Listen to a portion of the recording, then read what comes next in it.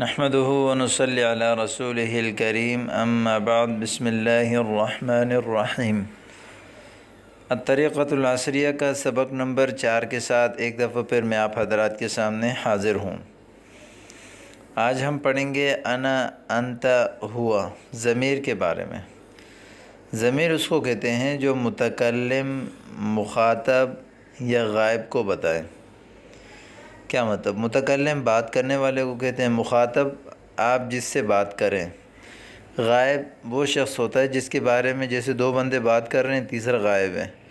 جیسے میں کہتا ہوں ایک بندہ ہے خالد، وہ میرے سامنے کھڑا ہوا ہے، میں نے اس کو کہا کہ زید چلا گیا، وہ گھر چلا گیا۔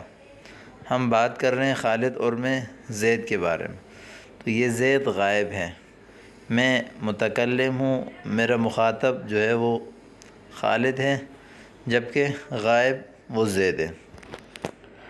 تو بسا اوقات آپ بھی جانتے ہیں ہر زبان میں ہوتا ہے یہ کہ میں اپنا نام نہیں لیتا بلکہ کہتا ہوں میں، اور بار بار جب کسی کے بارے میں بات کر رہے ہوتے ہیں جیسے کہ زید چلا گیا، زید نے کھایا، زید اٹھا، بار بار نام نہیں لیا جاتا بلکہ صرف پہلی بار اس کا نام لیا جاتا ہے، اس کے بعد کہا جاتا ہے وہ چلا گیا، وہ آئے گا، وہ سو گیا، تو وہ اس کو ضمیر کہتے ہیں عربی میں۔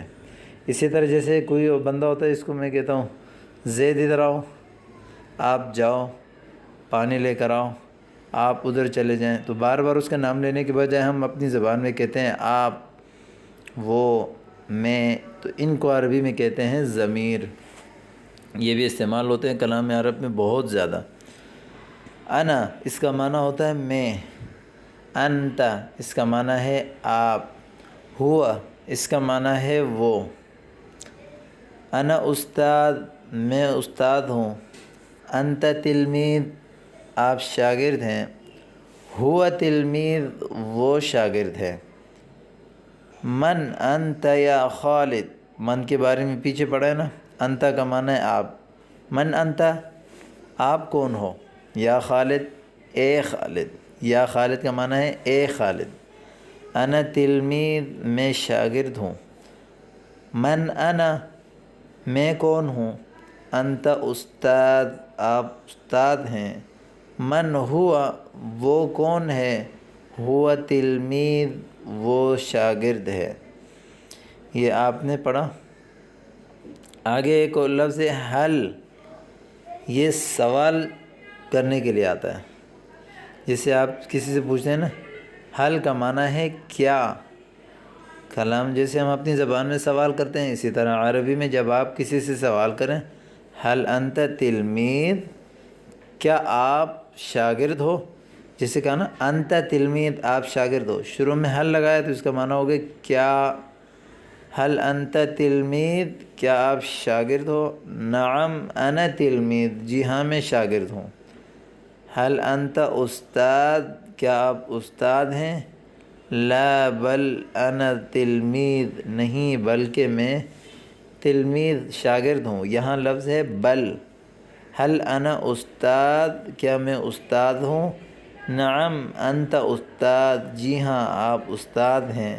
حل خالد تلمید کیا خالد شاگرد ہے، نعم خالد تلمید جی ہاں خالد شاگرد ہے۔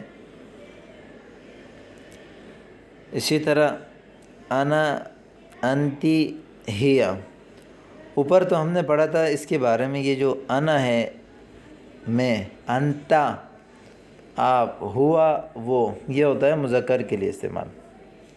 جب مؤنث کے لیے کیا استعمال ہوگا، مؤنث بھی جب میں کہے گی تو وہ بھی انا ہی لائے گی، جبکہ انتا نہیں کہے گی بلکہ وہ تا کے نیچے زیر، کسی مؤنث کو جب آپ کہیں کہ انتا نہیں کہیں گے بلکہ کہیں گے انتی آپ، ہوا مذکر کے لیے، ہیا غائب مؤنث کے لیے۔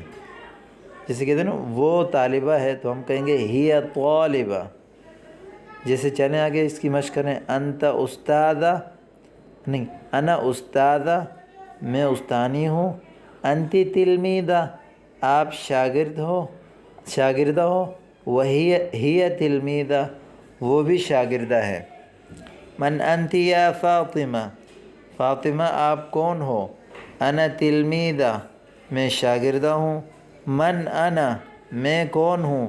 انتی استاذہ آپ معلمہ ہو۔ من ہی وہ کون ہے؟ ہی زینب وہ زینب ہے۔ آگے وہی سوالیہ نشان ہے۔ حل انتی تلمیدہ کیا آپ شاگردہ ہو؟ نعم انا تلمیدہ جی ہاں میں شاگردہ ہوں۔ حل انتی استاذہ کیا آپ معلمہ ہو؟ لا بل انا تلمیدہ نہیں بلکہ میں شاگردہ ہوں۔ حل انا استاذہ کیا میں استانی ہوں؟ نعم انتی استاذہ جی ہاں آپ استانی ہیں۔ ہذہ فاطمہ یہ فاطمہ ہے۔ ہی تلمیدہ وہ شاگردہ ہے۔ ہی مؤدبہ وہ ادب والی ہے، مہذب ہے، با ادب ہے، اس کو ہم عربی میں بولتے ہیں مؤدبہ۔ آگے اس کی تمرین ہے، آئیں تمرین دیکھتے ہیں۔ ان الفاظ کو جملوں میں استعمال کریں۔ مذکر ہے جیسے عالم، کسی کے لیے آپ جملہ بنائیں اس کا، جیسے میں کہتا ہوں انا عالم میں عالم ہوں۔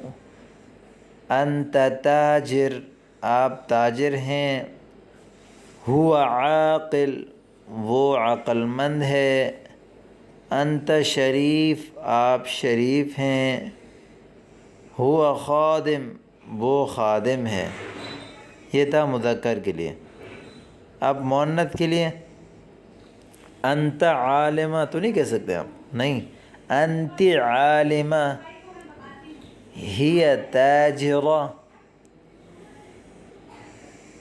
انا عاقلہ، انت شریفہ، ہی خادمہ۔